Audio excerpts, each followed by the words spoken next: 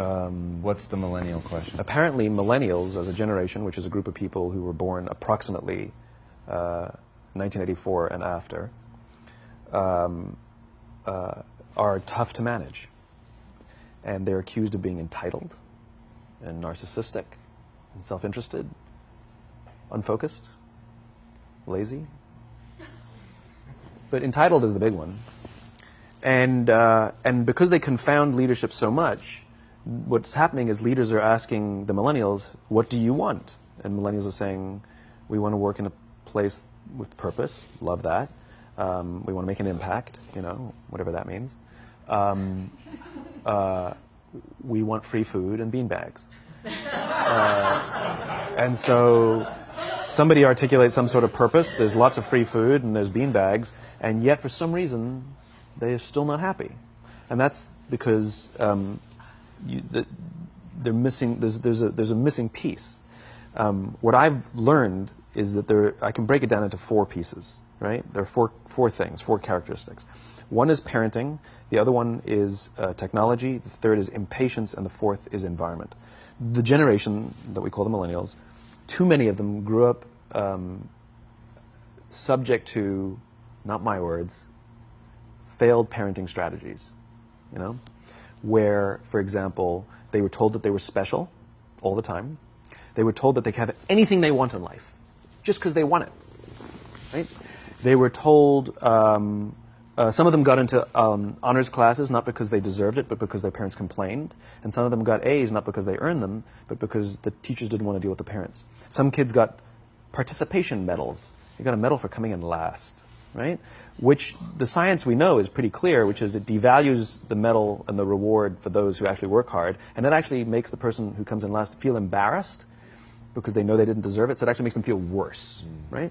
So you take this group of people and they graduate school and they get a job and they're thrust into the real world, and in an instant they find out they're not special, their moms can't get them a promotion, that you get nothing for coming in last, and by the way, you can't just have it because you want it, right? And in an instant, their entire self-image is shattered. And so you have an entire generation that's growing up with lower self-esteem than previous generations. The other problem, to compound it, is we're growing up in a Facebook, Instagram world. In other words, we're good at putting filters on things. We're good at showing people that life is amazing even though I'm depressed, right? And so everybody sounds tough, and everybody sounds like they got it all figured out. And the reality is there's very little toughness, and most people don't have it figured out. And so when the more senior people say, well, what should we do? They sound like, this is what you got to do. And they have no clue. Right? So you have an entire generation growing up with lower self-esteem than previous generations, right? Through no fault of their own. Through no fault of their own, right? They were dealt a bad hand, right? Now let's add in technology. We know that engagement with social media and our cell phones releases a chemical called dopamine. That's why when you get a text, it feels good, right? So, you know, we've all had it where you're feeling a little bit down or feeling a bit lonely, and so you send out 10 texts to 10 friends, you know, hi, hi, hi, hi, hi, because it feels good when you get a response, right? Right? It's why we count the likes. It's why we go back 10 times to see if my Instagram is growing slower, did I do something wrong? Do they not like me anymore, right?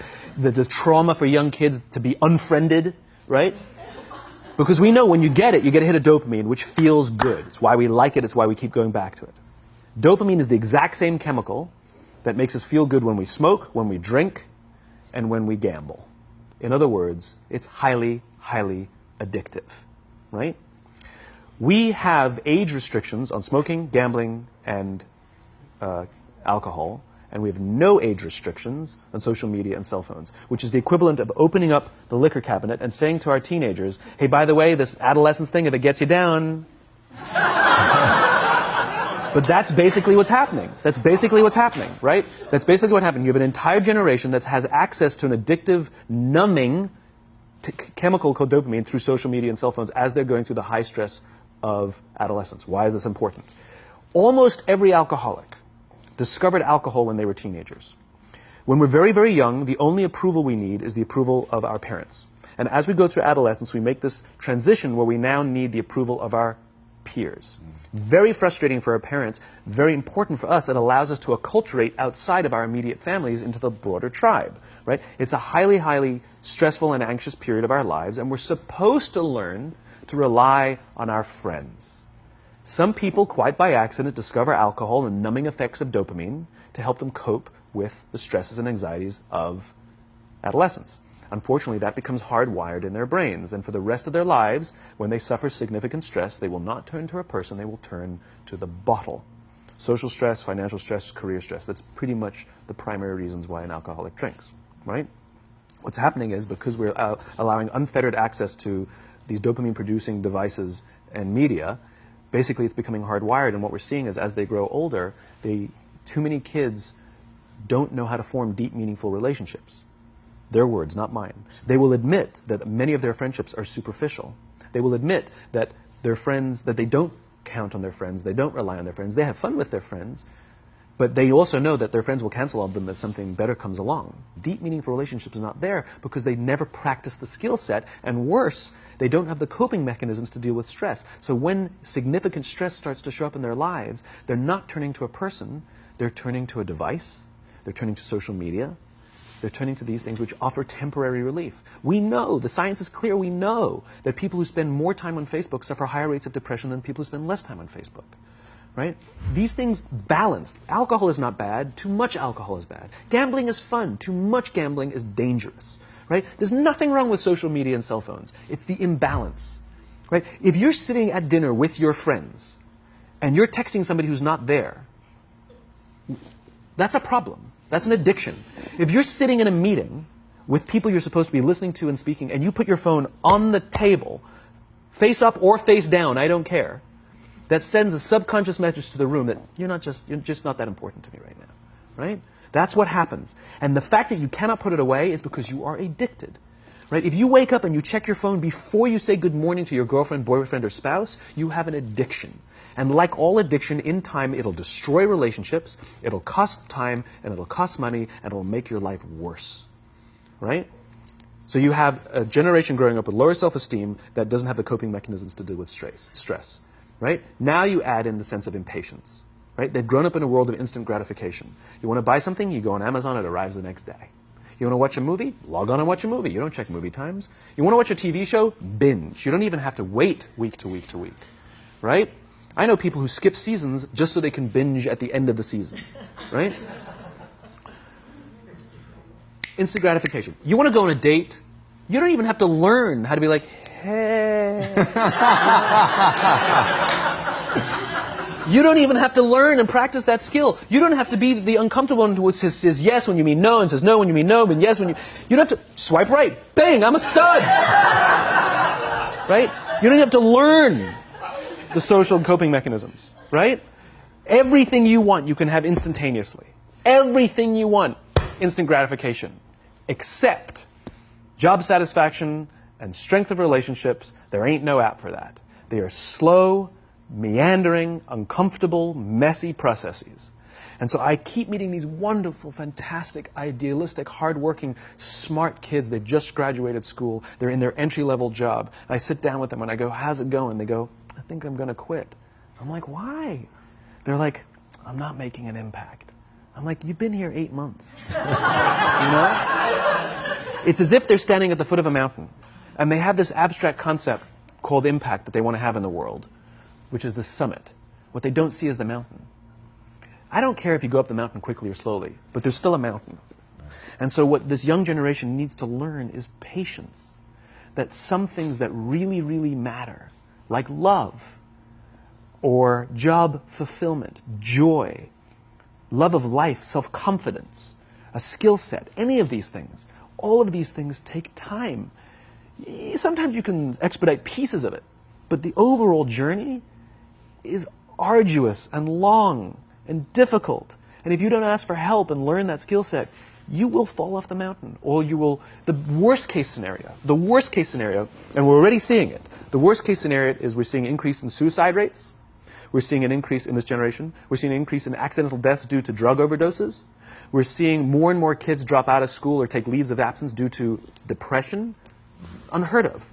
These are all, this is really bad. The best case scenario, those are all bad cases, right? The best case scenario is you'll have an entire population growing up and going through life and just never really finding joy. They'll never really find deep fulfillment in work or in life. They'll just waft through life and it'll be just, it's fine. How's your job? It's fine. The same as yesterday. How's your relationship? It's fine.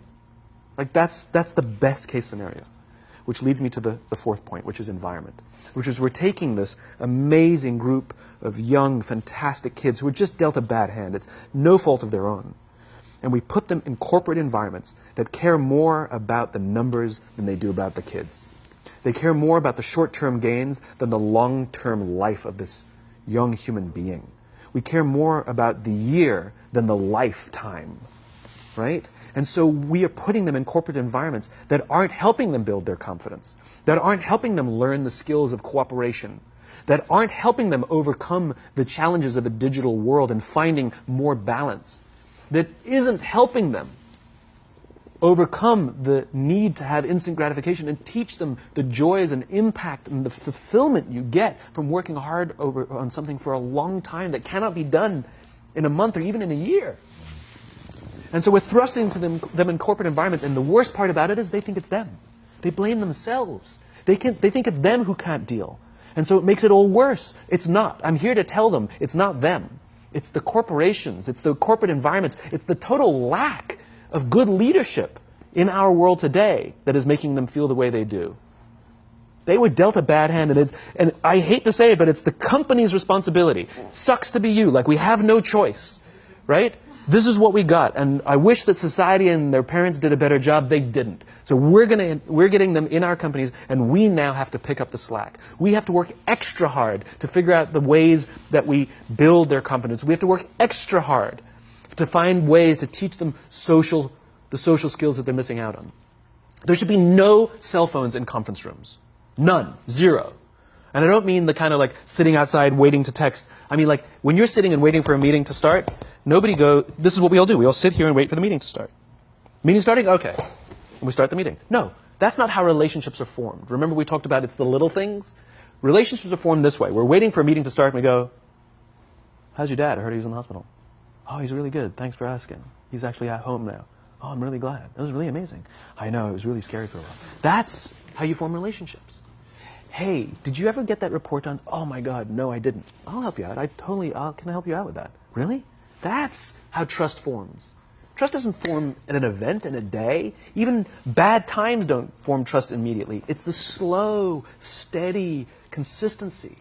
And we have to create mechanisms where we allow for those little innocuous interactions to happen. But when we allow cell phones in conference rooms, we just, okay, have the meeting. And then my favorite is like when there's a cell phone there and you go like this, you go. It rings and you go. I'm not going to answer that. Like, Mr. Magnanimous, you know? When you're out for dinner with your friends, like, I do this with my friends. When we're going out for dinner and we're leaving together, we'll leave our cell phones at home. Who are we calling? Maybe one of us will bring a phone in case we need to call an Uber or take a picture of our meal. That's what I was saying. Come on. I'm an idealist, but I'm not insane. You know? Not a heathen. I mean, it looked really good. We'll take one phone. And so it's like an alcoholic. The reason you take the alcohol out of the house is because we cannot trust our willpower. We're just not strong enough. But when you remove the temptation, it actually makes it a lot easier. And so when you just say, don't check your phone, people literally will go like this. And somebody will go to the bathroom, and what's the first thing we do? Because I wouldn't want to look around the restaurant for a minute and a half, you know? But if you don't have the phone, you just kind of enjoy the world. And that's where ideas happen. The constant engagement is not where you have innovation and ideas. Ideas happen when our minds wander and we go, and you see something, I bet they could do that. That's called innovation, right? But we're taking away all those little moments, right?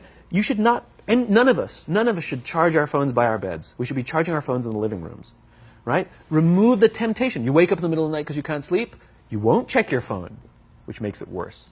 But if it's in the living room, it's relaxed, it's fine. But it's my alarm clock. buy an alarm clock. They cost $8, right? I'll buy you an alarm.